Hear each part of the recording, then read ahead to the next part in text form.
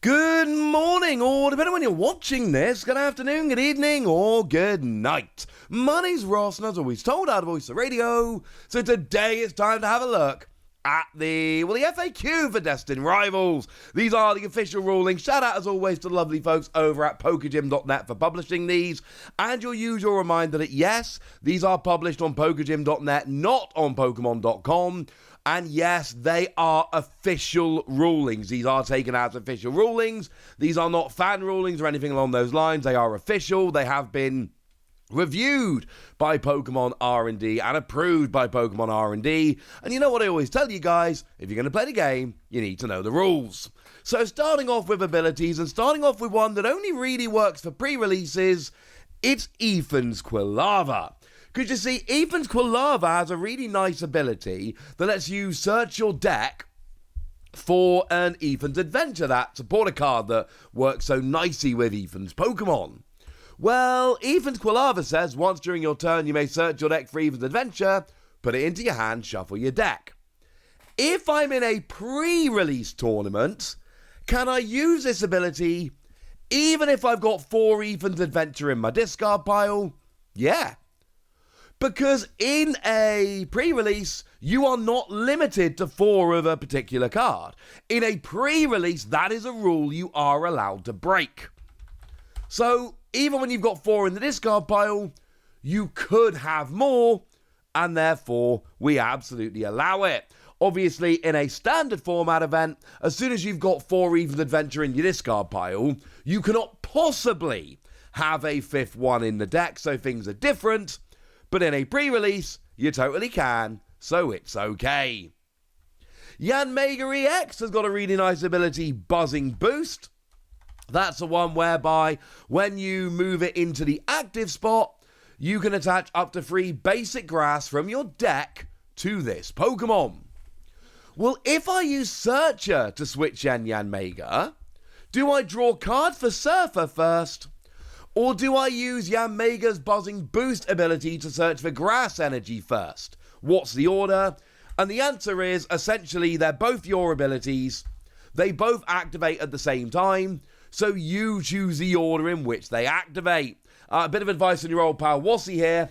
Search for the Grass Energy first. That's actually really important, because firstly, what you could end up doing is drawing enough Grass Energy with Surfer that there then aren't enough to attach with the ability. And secondly, when you take the Grass Energy out of the deck with Yanmega, well, you've then got more non-Grass Energy in your deck, so it's more likely the draws from Surfer are going to hit what you want to. So technically, you do have a choice. You can do whichever one you want.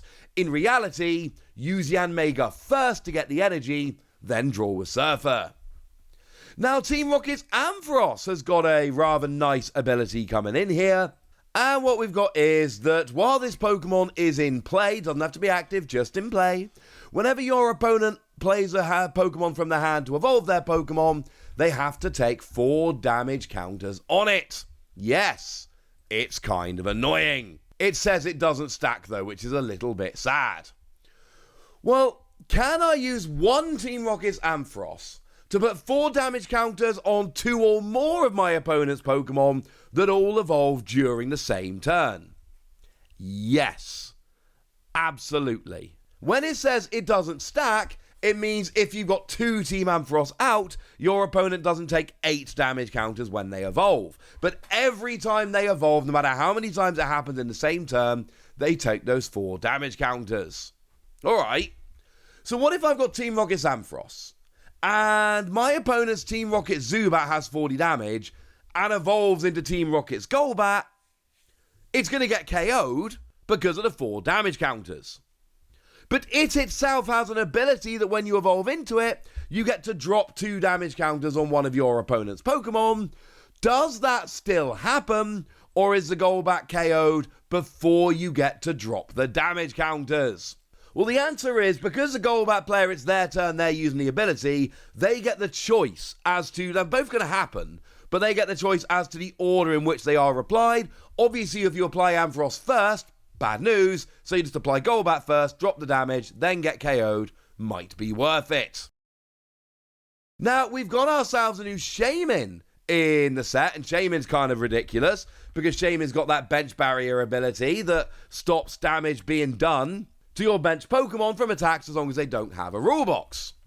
Well, we've also got Arbeliever coming around here, and Arbeliever's got an interesting little ability, or attack, whereby you can drop 6 lots of 20 damage.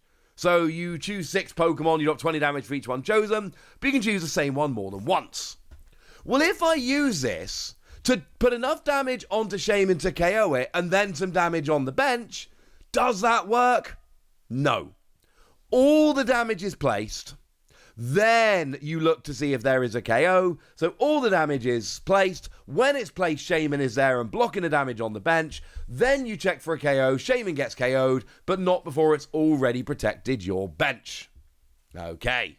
Now, Team Rocket's Arbok is a fun one that we've talked about on this channel, and it stops your opponent playing a Pokemon from their hand if it has an ability. Okay. But also, in the set, we've got Team Rocket's Watchtower, which removes the abilities of colourless Pokemon. So, if I play Arven's Greedent from my hand, while my opponent's got a Team Rocket's Arbok in the active, but there is a Team Rocket's Watchtower in play, does that work? Am I allowed to do that, or is it blocked? And the answer is, unfortunately, you're not allowed to do that. Because Team Rocket's Watchtower will remove Greedent's ability, but only when it's in play. So when you go to play Arven's Greedent, you look and you go, it's got an ability. It is blocked by Arbok. Ironically, when it's played, it will lose the ability, but it's yet to be played, so it hasn't lost the ability. Gutted. Never mind, eh? Now, Team Rocket's Porygon is a card that I actually revealed here, and it's got a nice ability, lets you discard 2 cards from your hand to draw 1. Well, can I use it to discard 2 cards from my hand if there are no cards in my deck? And there's plenty of attacks that do damage based on something in the discard, so this is very relevant. No.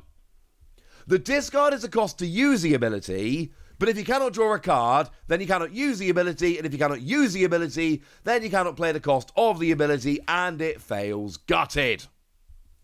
Team Rocket's Articuno's got a really nice ability, Repelling Veil. It prevents all effective attacks used by your opponent's Pokemon done to your basic Team Rocket's Pokemon. Okay. Well, what about Team Rocket Wobbuffet's Rocket Mirror, which moves damage from a bench Team Rocket's Pokemon? If I try and move it onto a Pokemon that is being protected by Articuno, i.e. a basic Team Rocket's Pokemon when they've got Articuno in play, am I allowed to do that? Okay. Now, the way it works is this. It stops anything that targets the Team Rocket's basic Pokemon. So, yes, the damage counters would be removed, but you couldn't move it onto the active because it's getting that protection. The damage counters would just disappear. The damage counters would be removed, but then when you go to put them on the active, nothing happens. Also worth noting, if you try and move damage from a Pokemon getting the protection, that would not work. But as long as you're moving it from a valid Pokemon, they do get removed. That's not targeting the Pokemon protected by Articuno. But then the Pokemon you try and move it to, if it's getting that protection, it doesn't work. And those damage counters essentially just disappear. Now, Team Rocket's Orbeetle is a very fun Pokemon, but also has one of the best pieces of art in the entire game. Oh, I love that Haganosuke artwork. By the way, we don't have scans of the set yet, so we're in that stage where I'm just using whatever we've got. If we've got English scans, we're using them, and we're using whichever ones we have. This says, as often as you like during a turn, you may move a damage counter from one of your Team Rocket's Pokemon to another of your Pokemon. Okay. Do I have to move it to another Team Rocket's Pokemon? No, it doesn't say that. It says to another of your Pokemon, you can move it to any Pokemon. Can I use it to move enough damage to KO one of my Pokemon? Yes. It doesn't say that you can't. Compare that, for instance, to Gardevoir's ability, which specifically states you cannot attach an energy and do damage if it would KO the Pokemon in question. I.e., if it doesn't let you KO, it will say. However, you're not allowed to do more damage. So you couldn't go and put 200 damage onto a Pokemon with 10 HP remaining. And the reason is each damage counter is moved one at a time. As soon as you've moved enough damage to KO a Pokemon, it will then be KO'd, and you cannot move any more damage onto it. Now, Team Rocket's Koffing's got a really fun ability. If this Pokemon is active and takes damage from an opponent's attack, search your deck for up to 2 Pokemon with Koffing on their name and put them on the bench. Well, what happens if it's your only active Pokemon and it gets knocked out? You won't lose the game. The damage gets done. It's enough to KO Koffing. Then the ability activates, you put 2 Koffing on the bench. Then you check for KOs. Remember, KOs are not checked for until the attack is resolved. Therefore, the attack is done. Then you use the ability. Then you check to see if there's a KO. And there is, but by that point there is a bench Koffing that can be moved into the active to save it. Yay! Now, we do have a new Titan EX coming in the set. Not entirely sure who wanted it, but we're getting one. Yay! And Titan EX has got an ability that reads, whenever your opponent plays an item or supporter card from their hand, prevent any effects of that card done to this Pokemon. Okay. What if I'm using Team Rocket's Giovanni to switch in one of their bench? And it really depends how it's going. If you try and use Team Rocket's Giovanni to drag a bench Titan active, that's not going to work because Titan is the target of that supporter card. If, however, Titan is in the active, and then you try and drag something else off the bench, that absolutely will work. Because the bench Pokemon is the target, Titan isn't the target, so that works. So you can move a Titan out of the active by dragging something else into the active. The Titan is not the target. Either way, you can still switch your Team Rocket Pokemon, so yay! And then finally, we've got Misty's Magikarp. It's got the ability So Submerged. As long as it's on your bench, you prevent all damage from and effects of attacks on your opponent's Pokemon done to this Pokemon. Well, what if we use Primeape's Drag Off to drag it into the active and do 30 damage? What about that? Well, no, nothing happens. You cannot do 30 damage to the new active Pokemon with Primeape, because there is no new active Pokemon, and you don't just do 30 damage, you do 30 damage to the new active Pokemon, and there is no new active Pokemon because Misty Psyduck has prevented it from being dragged into the active. Got it. Team Rocket's Moltres EX has got that really fun attack that just discards your opponent's active Pokemon as long as you discard a Team Rocket's energy attached to it. Hey, do you get to take a prize? No. No, you don't. I told you this at the time. And the reason is very simple. You're not getting a KO. You're discarding. You take prizes for taking a KO, and you're not taking a KO. Team Rocket's Persian EX reveal the top 10 cards of your opponent's deck. Choose an attack from a Pokemon you find there and use it as this attack. Do you need to have the correct energy? No. And the rule on this has been the same for a long time. If you need to have the right energy, the right number, the right type, etc., it will say it. If it doesn't say it, you don't need to have it. You're off the hook.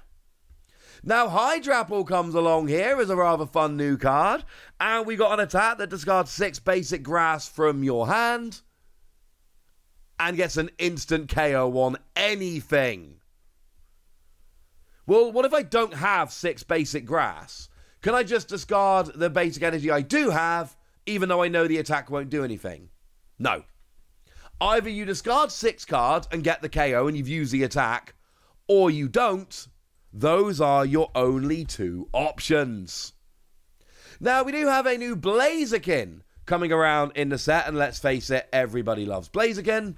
And we've got free energy, 120, but you discard 2 energy from the Pokemon, and it also does 120 to one of your opponent's bench. Well, if my opponent has no bench, can I just not discard the 2 energy? No! It's all one thing. Discarding the energy is part of the attack. Then you look for the bench. Oh, there's no bench. You just discarded energy for nothing. Got it. Now, we talked about Arbeliever earlier with Shaymin, But we also need to talk about it with that Granite Cave Stadium, that new Steven Stadium, and what Granite Cave does is it reduces the damage done by Steven's Pokemon by 30. It's actually a really, really nice stadium. Okay. Well, how does that work with Arbeleaver? Because Arbeleaver drops 20 damage at a time. Does that mean that all the damage is prevented because every instance of 20 is more than negated? No. You make all the choices and then all the damage is done at the same time. So let's say you put 40 damage onto a Steven's Pokemon with a Granite Cave in play. You will actually do 10 damage. You'll do the 2 times 20, that is 40. That all gets applied at the same time, but then it gets reduced down to 10. There we go. Love it. Now, Team Rocket's Blipbug, yeah, that's right. There's a Blipbug and it's made it onto the FAQ. Team Rocket's Blipbug says, look at one of your opponent's face-down prize cards and replace it face down. Do you have to show your opponent? No! Just do make sure you put it back in the same place you got it from.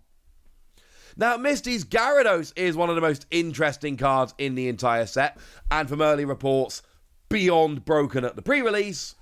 For single energy, you discard the top 7 cards of your deck and deal 70 damage for each Misty's Pokemon you discarded in this way. Okay. What if you've got fewer than 7 cards in your deck? Just discard as many as you can, you're fine. Now, Zamazenta's got a really interesting attack. You do 3 energy, 70 damage, and then during your opponent's next turn, if this Pokemon takes any damage from an opponent's attack, even if it's knocked out, you put that many damage counters on the attacking Pokemon. Well, what if they do more than 130? Let's say they do 200 damage. Do I put 130 on them, or do I put 200 on them? You put 200 on them. Remember, and it says it's in the FAQ, damage done to a Pokemon can be more than its maximum HP. And this is really important. When you're placing damage counters one by one like Orbeetle, then you cannot put more on because the second you get to the KO point, they're KO'd. But where damage is done as one big block of damage, yes, it absolutely can be more than the HP they've got. And yeah, they gone, ladies and gentlemen. They gone. Makes it a much more interesting attack. Team Rocket's Nidoking said your opponent's active Pokemon is now poisoned, 3 energy, 100 damage. Put 8 damage counters on instead of 1 between turns. What if they're already burned? Would I also put on 8 damage counters for the burn condition? No! The only special condition this affects is poison, not anything else. Now, in terms of trainer cards, we have a couple, but most of them we have already mentioned. But we do need to talk about Team Rocket's Botherbot. It's an item card that lets you look at one of your opponent's face-down prize cards and a random card from their hand, and you can, if you wish, make your opponent switch them. Well, what if they've got no cards in their hand, or if they've got no face-down prize cards? And the answer is, as long as they either have a face-down prize card or 1 card in hand, you can play this card. Now, if they've only got one or the other, obviously you can't switch, but you can still play it to get information. You can look at a prize, you can look at a card in their hand. That will give you information. If they've got no face-down prize cards and no cards in hand, you obviously cannot play this. Never mind, because it wouldn't do anything. And finally, just a quick note about Team Rocket's Giovanni. If I play it, who chooses which Pokemon to switch for each player? The player playing it. So if you're playing Giovanni, you choose who switches for you and for your opponent. We've seen plenty of cards like this in the past, and this is how they always work. But still nice to have that confirmation coming in quite nicely here. So there we go, long FAQ this time, but I think some of these rulings are going to be ones that are relevant and people are going to be wondering about in events. So now we know. Now it's over to you guys. Tell me what you think about these. Tell me your thoughts, your feelings, your opinions, and everything else in the comment section. Go nuts! Be nice. And then make sure you like this video, subscribe to this channel, follow me on Twitter at the Wasi. That's where we talk about Pokemon and a whole bunch of other card games. And please do consider checking out patreon.com/PTCG Radio, where you can support the channel, get some bonus podcasts, join a Discord, and all kinds of fun things. But by far the most important thing, as always, look after yourselves till next time, would ya? Thank you very much for watching. My name's Ross, and you've been watching PTCG Radio.